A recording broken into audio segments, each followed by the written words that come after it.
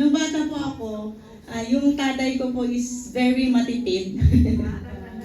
Kaya nangunguha siya ng kahoy, tapos or yung butil ba yun ng mais, yung na very dry, tapos yun po yung ginagamit ng pangsaing. Kanin lang naman yung niluluto.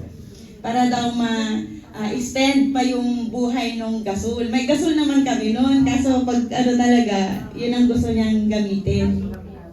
So, ako noon, ayaw ko magluto ng kanin kasi nga kapag mausok na ang sakit-sakit sa mata. Tapos nagagalit siya kasi yung usok pumapasok na sa bahay namin. So, di ba? So, ngayong umagang ito, pag-usapan po natin yung a form without a fire. Meron kang appearance, you are godly, pero wala na yung apoy. Di ba? Kagaya ng kwento ko, na kapag usok lang, masakit siya sa mata. Di ba? Kaya kailangan po, paypayan mo talaga siya. So ako that time, talagang madami akong papel na talaga. Oo, kasi syempre ayaw ko mapagalitan. Saka yung usok masakit sa mata, kaya ginagawa ko yun.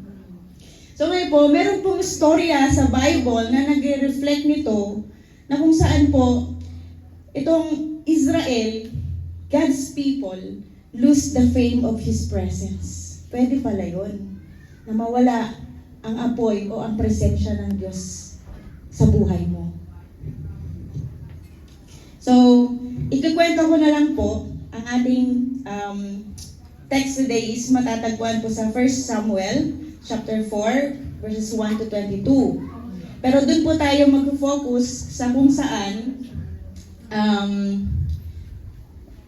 pumunta sa gera, nakipag-war ang mga Israelites, tapos sila po ay natalo. Kasong natalo na po sila, alam niyo po yung Ark of the Covenant? Yung Ark of the Covenant po ay sinisimbolo nito ang presensya ng Lord. So, ang kaisipan po ng mga Israelites that time, dahil sila ay natalo sa gera, naisip po nila na dalhin natin yung Ark of the Covenant dun sa gera para daw sila ay manalo. So, dinala nila, edi sila ay nagre-rejoice na kasi sigurado na sila na panalo na sila kasi nandun nga yung presensya ng Diyos. Pero ang nangyari dito, anong nangyari? Sinong nakabasa na ng 1 and 2 Samuel?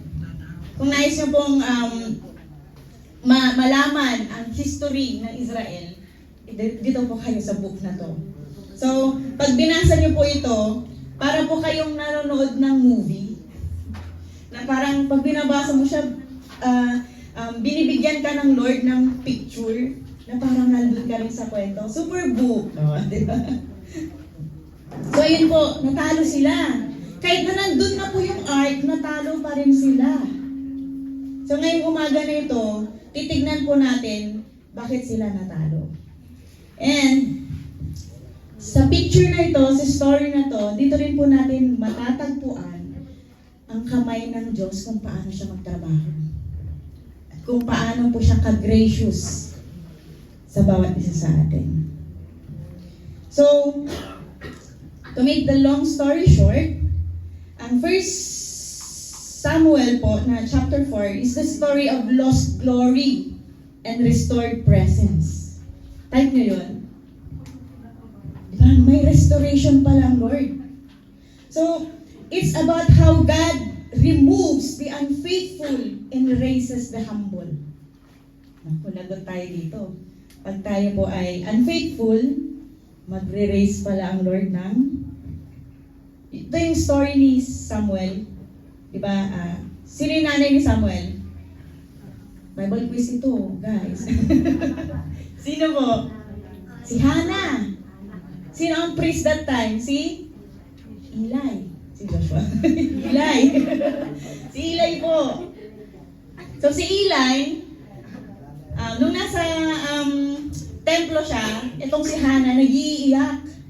Kasi nga gusto niya magkaroon ng anak.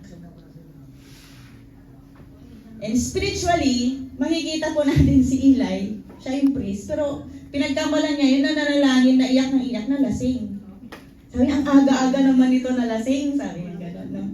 So makikita po natin dito, that Eli has started to begin na mag-drift or mag-dim yung spiritual eyes niya. Bakit kano?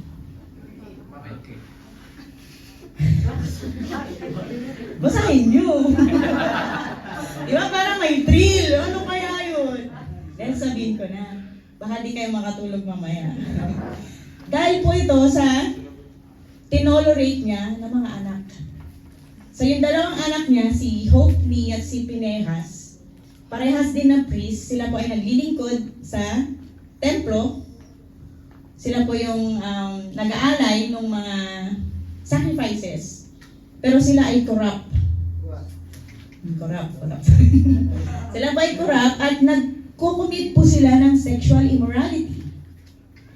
And ngayon, itong si Eli, bilang siya yung pinaka-chief priest, pinagsabihan naman niya yung anak niya, pero hindi niya kinurek. Kaya, ang Lord, minsan, kapag makikita niya isang tao na hindi na faithful, He will raise the humble. That's why, si Samuel yung pinili ng Lord. Ang ganda, no? So, it is about how God removes the unfaithful and raises the humble. It teaches us that the true measure of success, ayan. Next slide po tayo. It teaches us that the true measure of success is not outward power. Yung ark, di ba?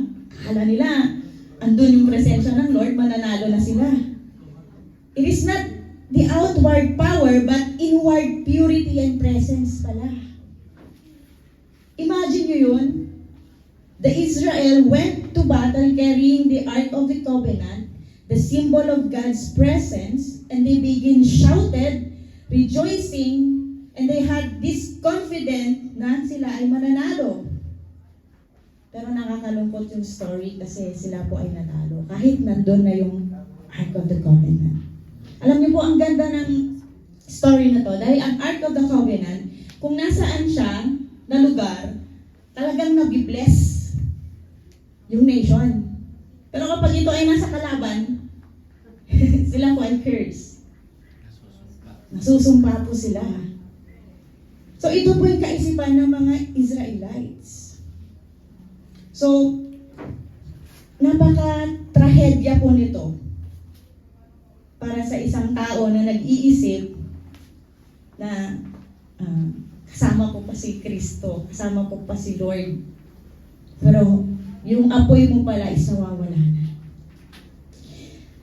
This is a great tragedy for Israel. So ito po yung picture. Israel was at war with the Philistines after losing the first battle. So instead na they are seeking God's will, they brought the ark. At ang malungkot po nito, nakuha ng mga kalaban yung ark. Thinking na yung symbol of God's presence would guarantee victory, but they were wrong. Minsan ganito po tayo, no? Masyado po natin pinapangunahan ang Lord. And then, yung next story nun, nagkaroon po ng prophecy sa household ni Eli, na kung saan sinabi sa kanya na mamamatay yung kanyang mga anak. And then, sumunod si Eli. So imagine nyo yun, binura ng Lord yung angkan ni Eli. Just with the, let us use the term na sa kasalanan. So napakaseryoso po ng kasalanan sa harapan ng Diyos. Amen. The death of Hophni and Pinehas is a serious reminder that even if you come from a priestly bloodline, even if you've spent your whole life serving the temple, sin can still creep in. Kaya hindi po garantisado na tayo po ay nag-church, di ba? Tayo po ay naglilingkod.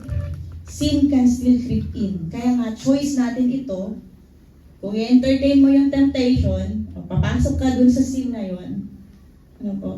At dito po, it reveals the true condition of a person's hearts. Whether they are truly for God or merely serving themselves. Nakakalungkot ito kasi God's chosen people ito eh. Israel ang pinag-uusapan natin today. And then, namatay po si Eli.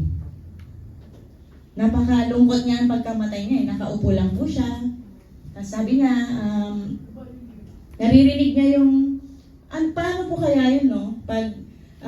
Dahil sa pag-rejoice nila, ang sabi dito sa context natin ngayon, the ground shook. Grabe yung boses nila, no? Sana gano'n din tayo mag-worship. No? Yung talagang mag-shook yung ground. Mag-shake. Amen. So ito, narinig ni Eli. Sabi niya, bakit parang narinig niya siguro iyakan? Bakit nag-iyakan? May nag-report. Ay, ako po yung nakaligtas dun sa gerang yon. So nag-report siya na sinabi niya na kay Eli na yung mga anak mo napatay dun sa gera. Tapos nung narinig na niya na yung the Ark of the Covenant ay nakuha ng kalaban, doon po, nabali po yung upuan niya at siya po ay namatay. So, the fall of Eli represents the fall of spiritual leadership that refused to confront sin. Kaya napakaseryoso po ng kasalanan. Amen. And si Eli po, the highest priest of Israel, but his two sons, yun nga, si Hophni at si Phinehas, were corrupt. Dinisrespect po nila yung God's sacrifices. They committed immorality with women who served at the tabernacle. And Eli knew what his sons were doing. He spoke to them and warned them, but never removed them from their priestly duties. Though Eli loved God, he honored his sons more than he honored God. By allowing them to continue serving in sin. Nawa, this morning po, hindi po natin gawin yung ginawa ni Hophni and Phinehas and even si Eli. Amen. At dahil dito, they had the form but not the fire. They are godly. They serve in the temple, but not the fire. And this morning, meron pa akong isi-share sa inyo.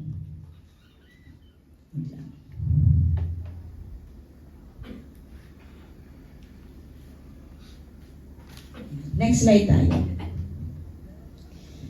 They wanted God's help without God's holiness. They wanted His power without His presence. Their heart still looks religious, but the oil has dried up. So anong tema ng last year na? Ay, wala na. Last year na, nagulat ako. Yung last year na anniversary, sealed and filled. So maganda itong pag-usapan this morning, kasi malapit na naman, mag-anniversary na naman tayo. Kamusta po yung sa pagiging filled natin? Kaya maganda pong pag-usapan ito kasi baka yung oil natin has dried up. Amen? Their heart still looks religious. Is the Holy Spirit talking to us?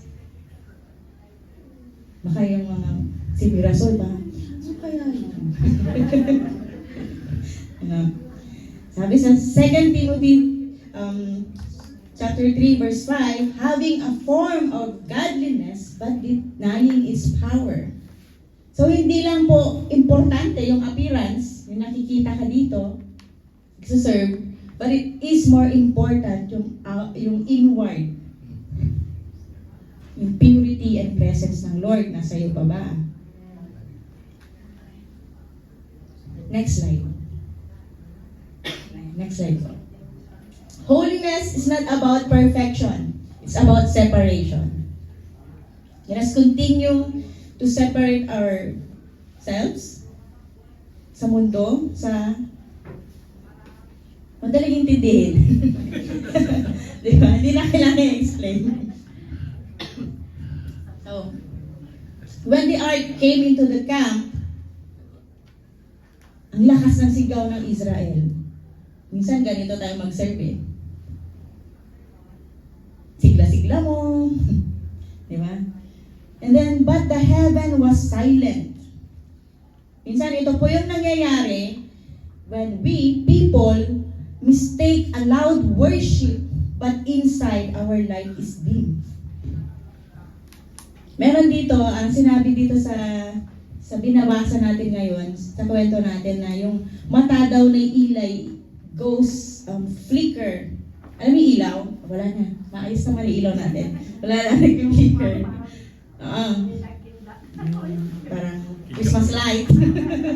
No? So, ano yan? Ganun ba yung fire mo? Parang, pag gusto mo lang mag-get on fire, magiging on fire ka? Hindi po. And next slide tayo. God is not spirit by performance, is drawn to purity. Remember that, lalo na sa kabataan. Is drawn to purity. Kasi kahit anong galing mo, tumugtog, mag-preach, kahit lahat ng time mo binibigay mo sa Lord, but yung inward appearance mo, kamusta? Amen.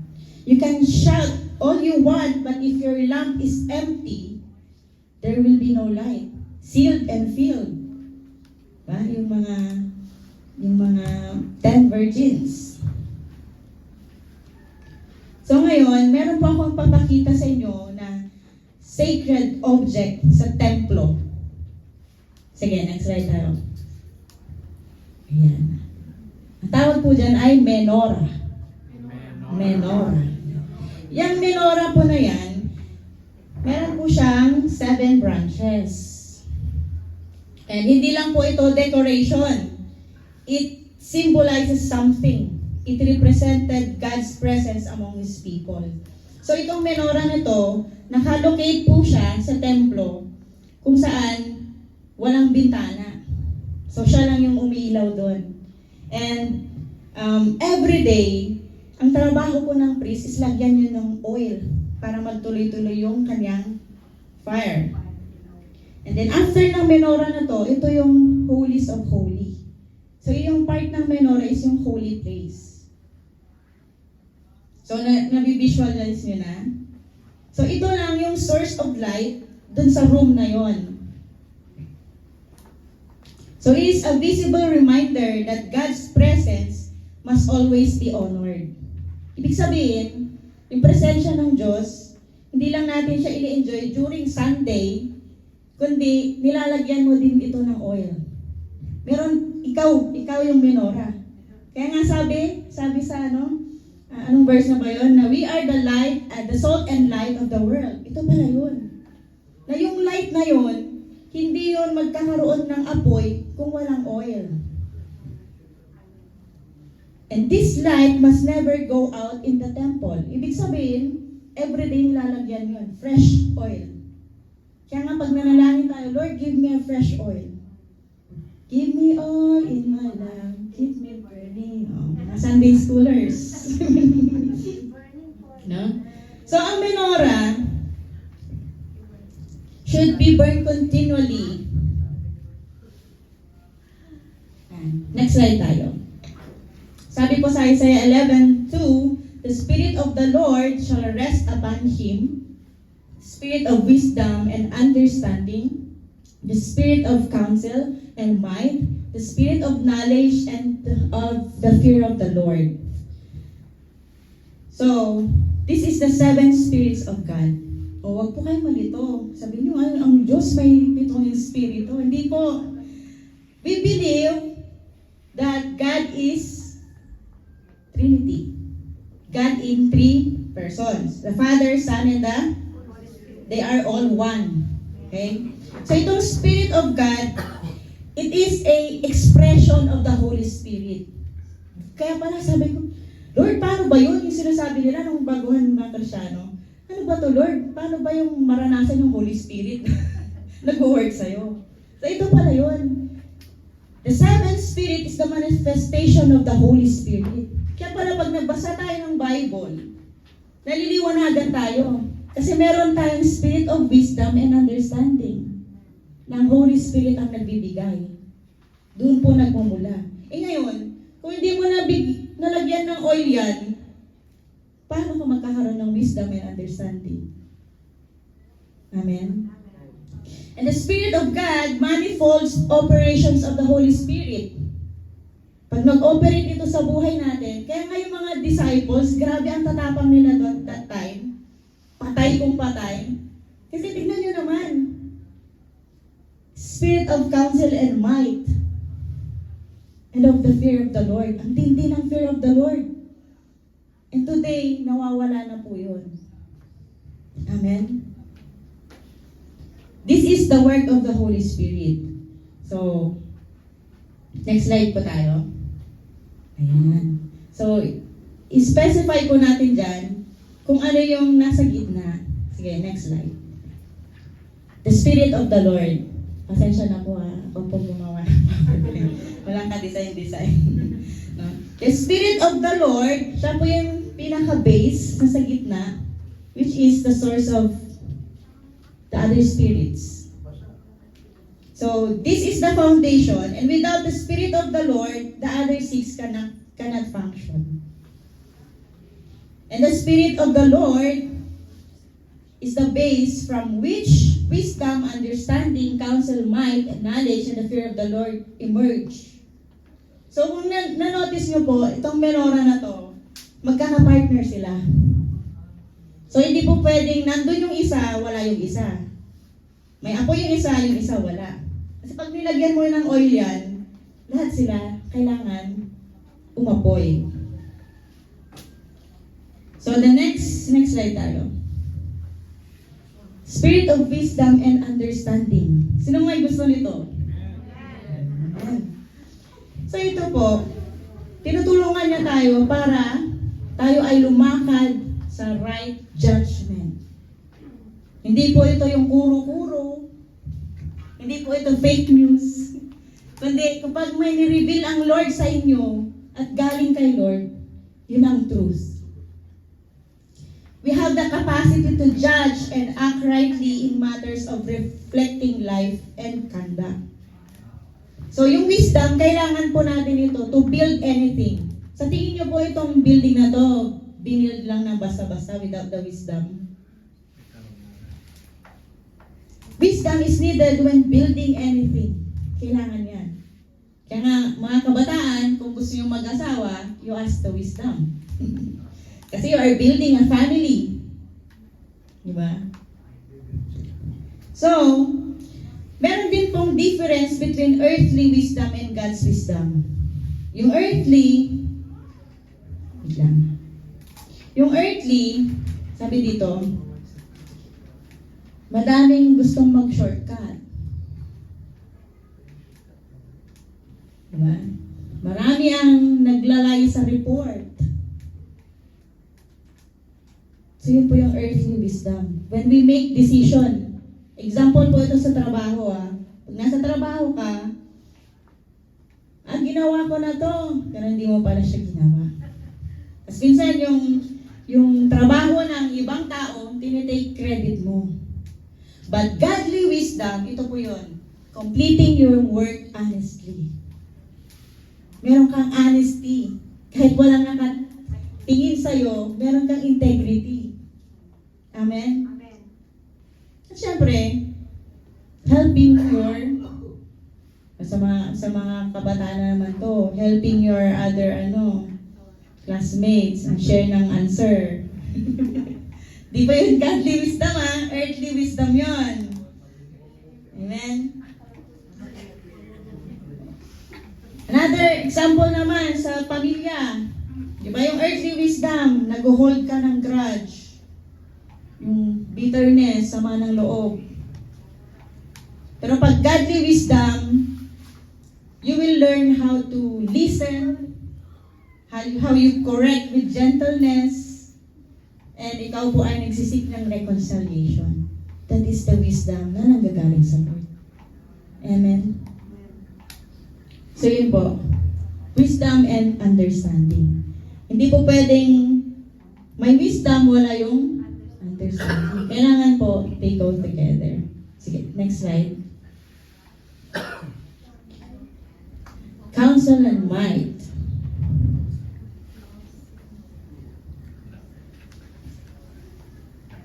Yan.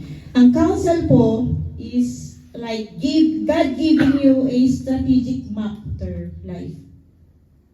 Parang nagigets mo na yung plano ng Lord sa'yo kung saan ka niya dadalhin.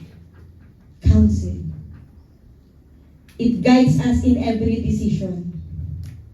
Mga iba siya, Arian, wag yan. Wag yan.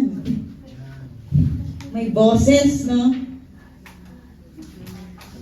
So, hindi lang po ito advice, but this is a divine strategy and direction in everything you do. Kaya nga, tayo dito, we don't just go without the voice of the Lord. Kasi we need this na maging fire sa atin, itong counsel and might. Sabi po sa Psalms 33 verse 11, the counsel of the Lord stands forever, the plans of His heart to all generations. Napakabuti po ng Lord mo. May plano po pala siya para sa atin. Amen? Amen. Pero sabi din po sa Proverbs 19 verse 21, there are many plans in a man's heart, nevertheless the Lord's counsel that will stand. Ang will pala ng Lord ang siyang masusunod. Sinong hindi may gusto nun? Kasi ang Diyos na ito, He perfectly created you. So, yung mga plano niya, perfect din. Amen? So, example, itong counsel, paano ba to, Pastor Chris, no? Halimbawa, sa relationships, pag mamimili ka ng kaibigan, based ba ito sa appearance? Based ba sa emotions? So, ang counsel is choosing relationships that honor God. It builds character and bless your life. Amen. Kaya mga kabataan, reminder, pag tayo po ay mamimili ng ating mga kaibigan, hindi po based sa kung anong mabibigay niya sa iyo or makukuha mo sa kanya. Kundi, ito bang taong ito, kaya niyang i-honor ang Lord sa buhay niya? Yan po yung counsel. Amen. May natututunan po ba tayo? Next, spirit of might. Meron po tayong power to overcome sin and temptation. Kaya nga may counsel, maiisip mo ngayon, matitimbang mo, ma-honor ba ang Lord dito? Ngayon, meron kang supernatural strength to say no sa temptation or dun sa sin. Kumbaga, na-counsel ka na ni Lord na mali ito, and then it will renew your mind, and meron kang supernatural strength para talikuran yung sin. Kaya ang daming win-win ng Lord ngayon, ginagawa ng Lord ngayon. Nakakatuwa dahil He's really moving. Amen. At kung hindi po tayo sasabay doon, wag na po tayo maiwan. Amen. So the Spirit empowers us to act boldly and effectively. Sino dito yung may mga fear? Fear of clown. Fear of gagamba. Spider. Di ba? So, the Spirit empowers us to act boldly and effectively, dismantling fear, intimidation, and timidity that try to hold us back. Yung pagiging tamad po pala din, no? Kasalanan din po yun. Yan, kinalabit na yung katabi. Huwag naman ganon. So, ang spirit of counsel and spirit of might, kailangan po nag-work din po sila. Dahil sa counsel, God shows you what to do. Sa might, God gives you the power to do it. Kaya pala ako nandito. Because God is given me the spirit of might para magawa namin yung role. At mahirap po siya. Kain na lang po dito. So ganito po nag-ooperate ang Lord. He gives both the strategy and strength to accomplish His will. Kaya minsan, di ba, pag may magte-take tayo ng big decision na risky, sasabihin natin, Lord, hindi ko kaya. Hindi ko siya kayang iiwan. Ako, delikado. Diba? I-pray mo to, spirit of counsel, spirit of might. Diba? Mag-ignite ka. So, sabi po sa Psalms 27 verse 4, one thing I have, I ask of the Lord to inquire in His temple. In essence, God shows you what to do, empowers you to do it, and strengthens you to succeed kahit na minsan nag-fail po tayo.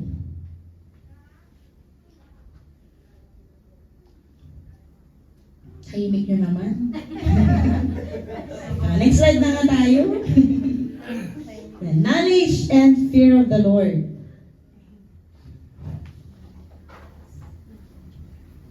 So, yung spirit of knowledge, ito po yung malaman natin kung ano ba yung puso ng Diyos. Napaka-intimate po nito. Kaya nga, nakakaingit si David kasi siya ay tinawag na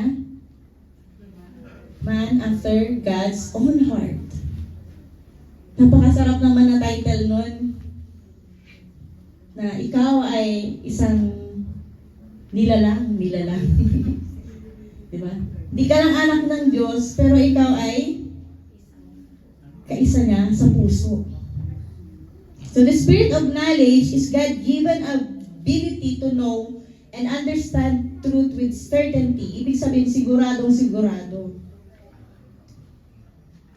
And minsan, ang hirap pong intindihin. Hindi po gaya sa human learning, itong knowledge na to comes from the Spirit. It is divine insight. Parang ano po pala ito, no? Discernment. It is a discernment.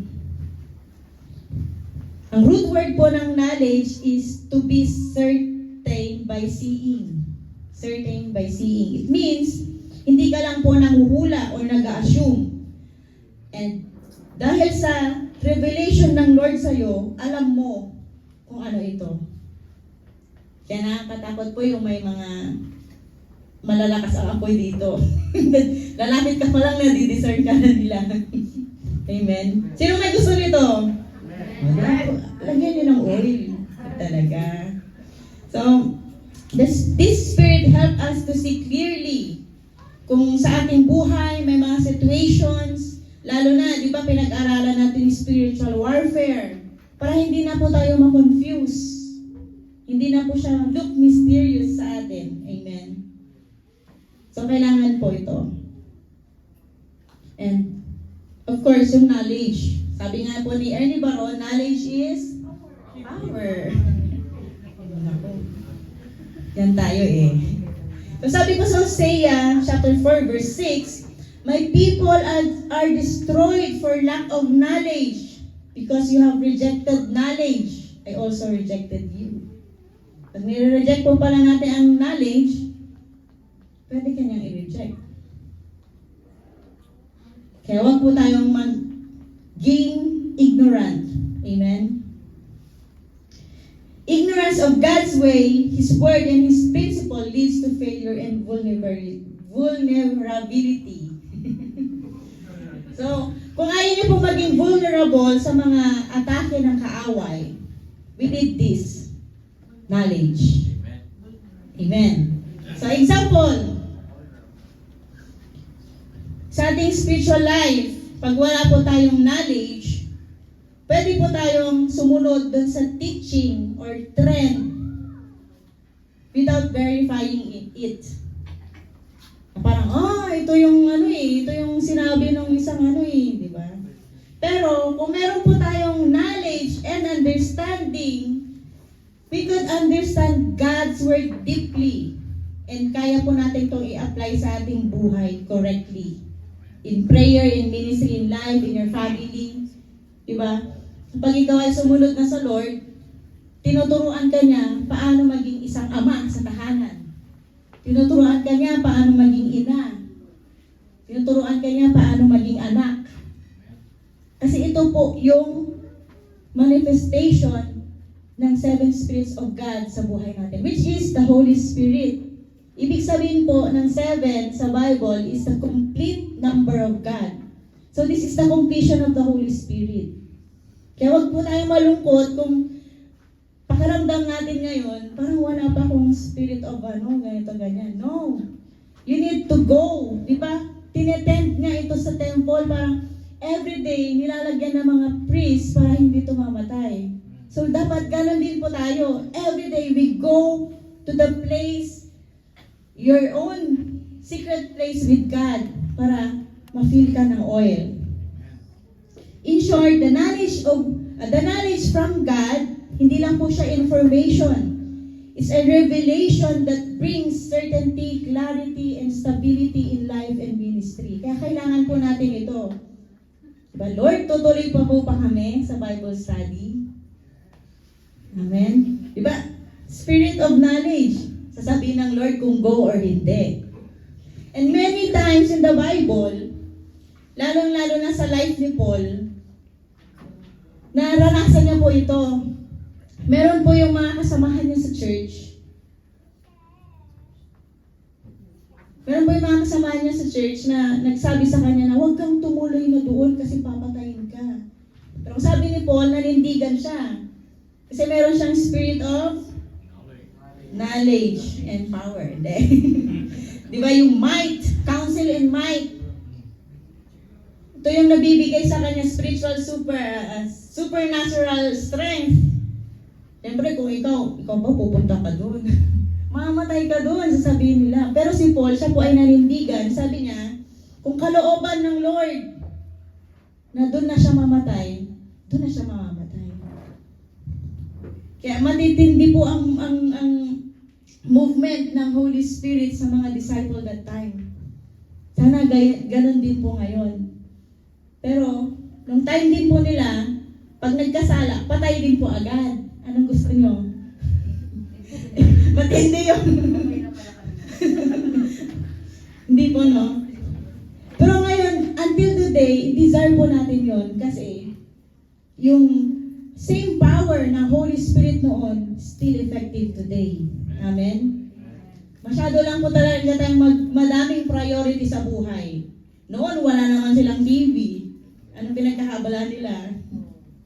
Diba? Wala namang internet.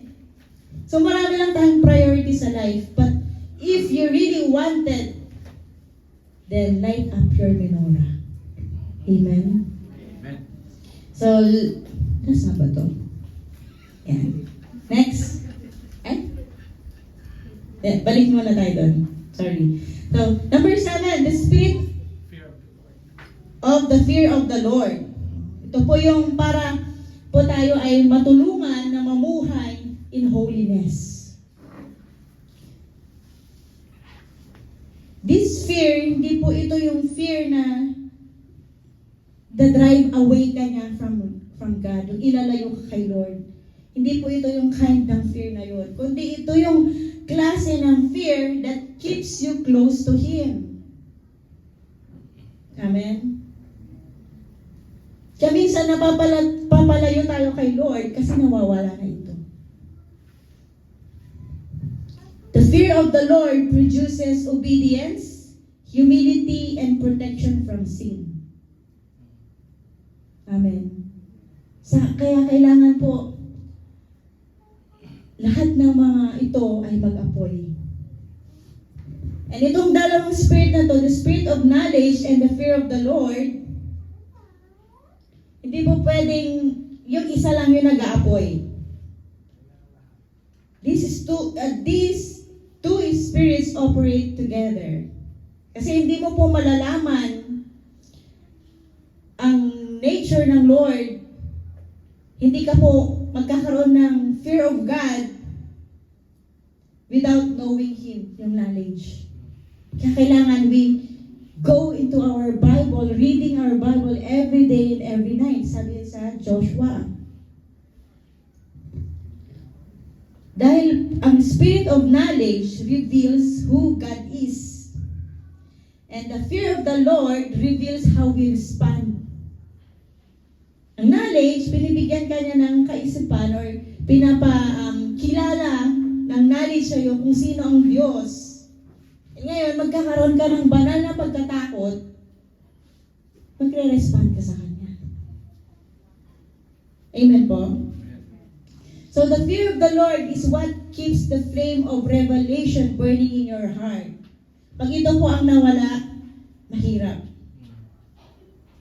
When there is no fear of the Lord, the oil runs out. Kung wala po ito lahat. Ano pong mangyayari pag wala na yung oil? Wala na ilaw. The flame begins to die.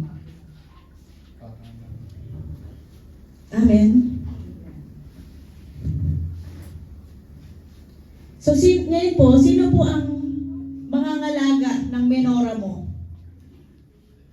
Si pastor? Hindi po. Ikaw.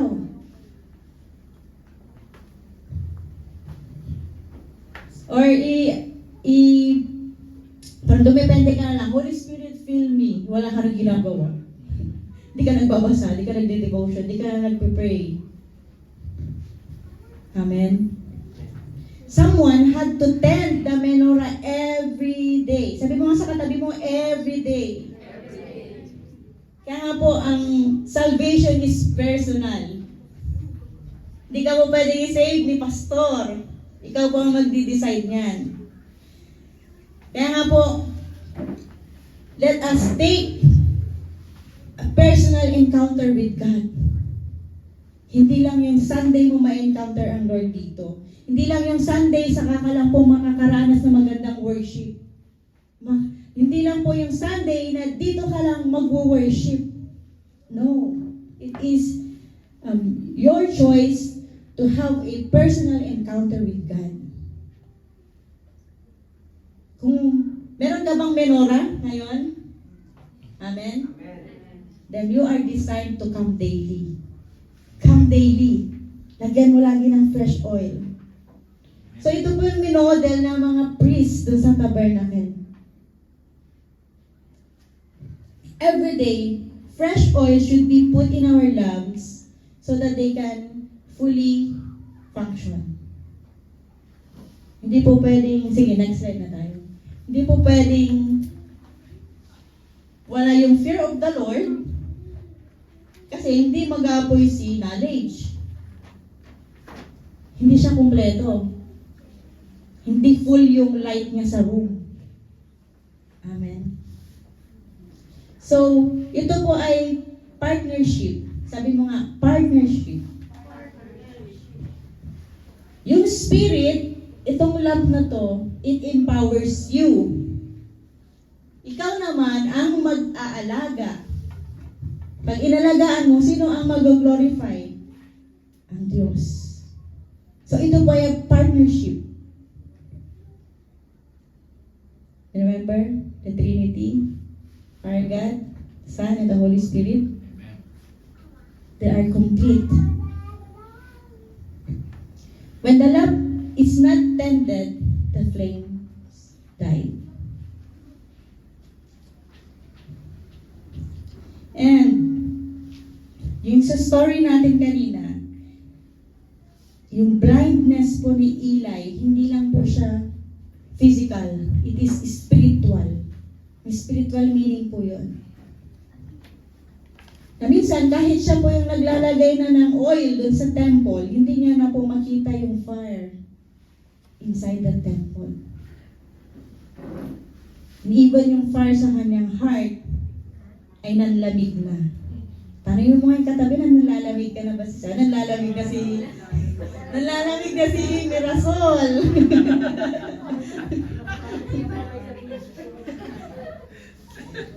Pero, nag-aapoy si Mirasol.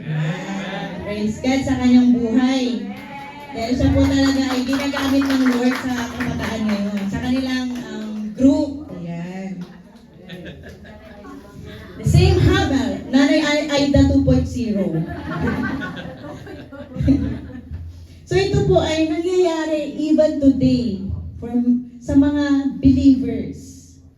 minsan po tayo po ay nalulus yung sight natin spiritually. Kasi outwardly, everything looks fine. Pero inside, wala na po pala yung apoy. The altar is cold. Mga kapatid, your heart is the temple where His glory dwells. Pero huwag mong hayaan na mamatay yung apoy. You tend it, you steward your oil. Amen? Amen. When we live in sin, bitterness, pride, or anything na hindi po kalooban ng Diyos, pinupush away niya po yung presensya ng Diyos. At ito po yung nangyari sa kwento natin. So ngayon po, ayan, next slide tayo. Next slide pa. Ayan. Someone had to tend to the menorah every day. Next slide tayo. Ay, nadoble. When the lamp is not tended, the flame dies. So, kailangan i-steward po natin, alagaan po natin na hindi po mamatay ang oil. Amen? Amen. Next slide. You are the temple, keep your fire burning. Tayo po ay templo ng Diyos. Yan, nabanggit din po sa Bible na that we are priests. So kung tayo yung priest, tayo din po maglalagay ng oil. Amen po ba? So ngayong umagang ito, share ko po sa inyo yung 4 na R. Yan. Return to holiness. Sabi nyo nga. Return to holiness. Ang holiness po is not perfection. Holy ka na, perfect ka na. Hindi po. It is a separation. Sinaseparate mo yung luma mong buhay na binago ng Diyos at ikaw ay lumalakad na sa kalooban ng Diyos sa tulong ng kapangyarihan niya. Amen? So God can't fill a temple that's full of the world. Kaya nga, kailangan natin i-separate. Kasi sino bang namumuno dito sa mundo? Sabi po sa 1 Peter chapter 1 verse 16, be holy for I am holy. At lahat po tayo, hirap na hirap sumunod dito. Pero, dahil kita po natin itong menorah, pwede na po natin i-feel yung ating mga oil, parang lahat na ito ay magkaroon ng apoy at magliwanag ito sa iyong buhay. Amen?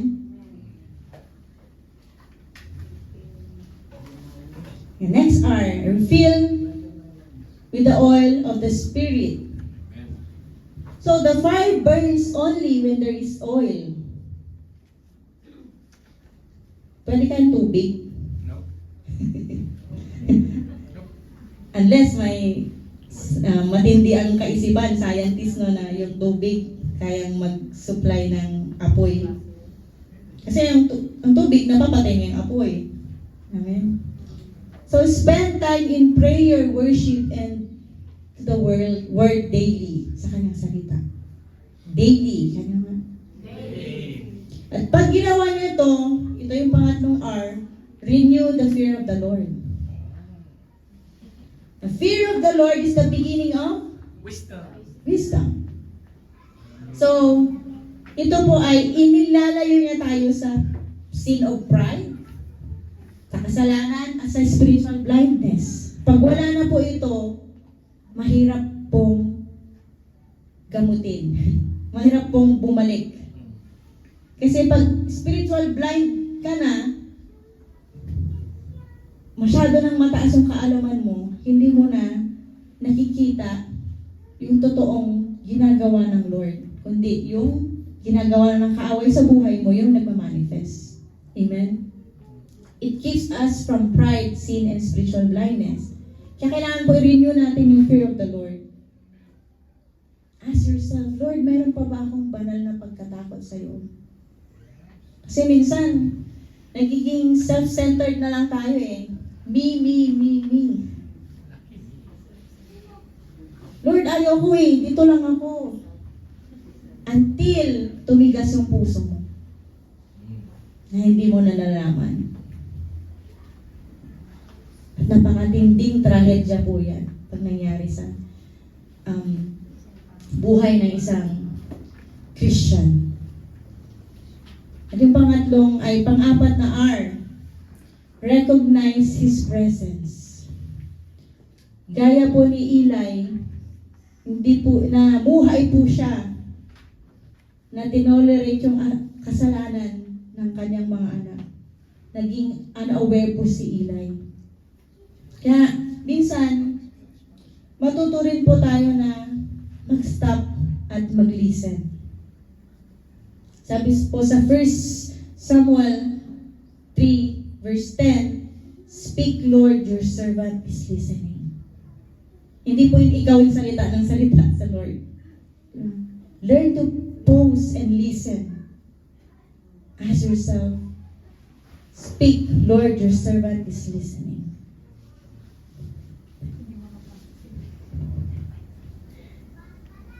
In conclusion po, maaga tayo kayo,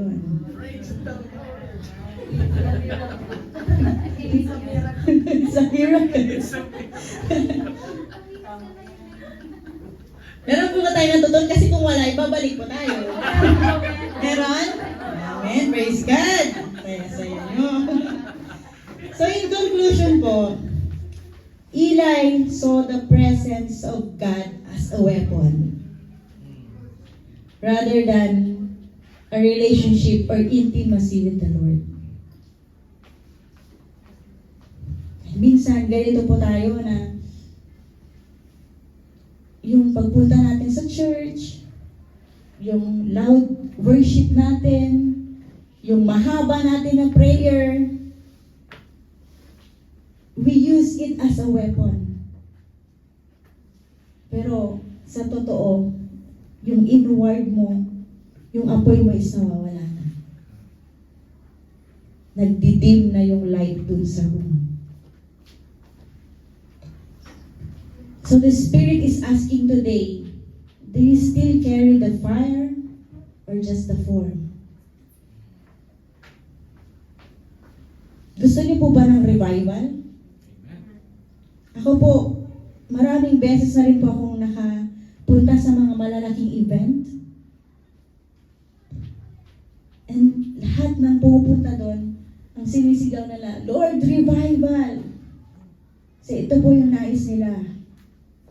But today, I wanted to tell you na yung revival begins when we realize our lamp has grown dim. Yung revival, marirevive ka lang when you realize na yung menorah mo ay wala ng oil.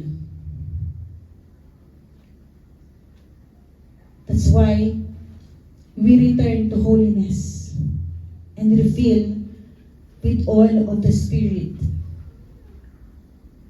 and begin to renew the fear of the Lord so that you can recognize His presence. The fire of holiness is what makes His temple bright. And yung sevenfold spirit na tinalakay natin kanina is what keeps us burning. Pag wala po ito, hindi po tayo magiging on fire sa Lord. Sana ito po yung cry natin this morning. Sabihin mo nga kapatid, "Lord, light my lamp again. Restore your fire in my temple. I want your glory to dwell in me." Dun sa story, nung namatay po si Eli, nandun din po yung wife ni Pinehas. And dahil sa matinding trahedya na nangyari sa Israel nung araw na yon, napaanak po itong wife ni Pinehas. At ito pong batang ito, nung pinanganak, pinangalanan po niyang Ikabod. Ibig sabihin, wala na po yung glory ng Lord sa Israel. Dahil ang kaisipan po nila, wala na yung ark doon, wala na yung presensya ng Lord doon sa kanila. That's why ito, Ikabod. Nawa hindi po dumating yung Ikabod sa ating buhay, na yung glory ng Lord ay maaalis. That's why we need to tend our lamp, your menorah. Lagyan mo siya ng fresh oil every day. Now, God is looking to someone whose heart is loyal to Him. Loyal ka pa ba kay Lord, kapatid? O loyal ka lang kay Lord kapag may kailangan ka? Nanalangin ka lang kapag nandun ka sa sitwasyon ng buhay mo na kailangan mo nang tumawag sa Diyos. God is looking to someone whose heart is loyal to Him. God is looking to someone who is fully devoted to Him. God is looking to someone who can fully commit to Him. At ang hinahanap ng Diyos ay yung anak niya na masasabi niya na, Lord, I am complete in you. This is a question for everyone this morning. Are you concerned doon lang sa kung ano yung magagawa ng Diyos sa'yo? Or kung ano yung magagawa mo para sa Diyos? Dahil si Eli, nakita niya po ang presensya ng Lord as a weapon. Pero yung relationship and intimacy niya po sa Diyos nawala.